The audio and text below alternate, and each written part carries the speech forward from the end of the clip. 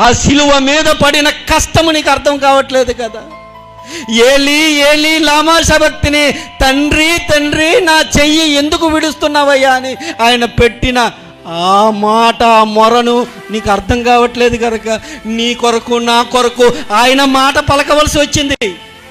ఎందుకంటే సర్వమానవాళి పాపాలన్నీ ఆయనకి కమ్ముకొని ఉంటే ఆ పాపాలను దేవుడు ఆయన చెయ్యి విడిచిపెట్టాడు.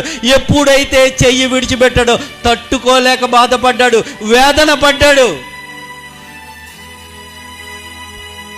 నీ కొరకు నా కొరకు ఆయన పడిన కష్టమే లేదు. ఒక విషయం చెప్పనా మీకు, ఆయన సమాప్తమైనదని మొత్తం అంతా కంప్లీట్ చేశాడా? మొత్తం అంతా కంప్లీట్ చేసినా సరే మరణించిన తర్వాత కూడాను ఆయన గాయపరచబడ్డాడు. దేని కొరకు? దేని కొరకు?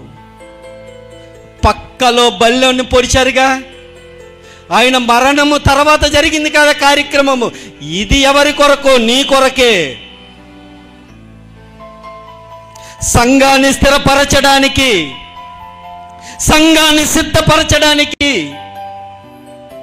ఆయన రక్తాన్ని నీరుని కార్చారు.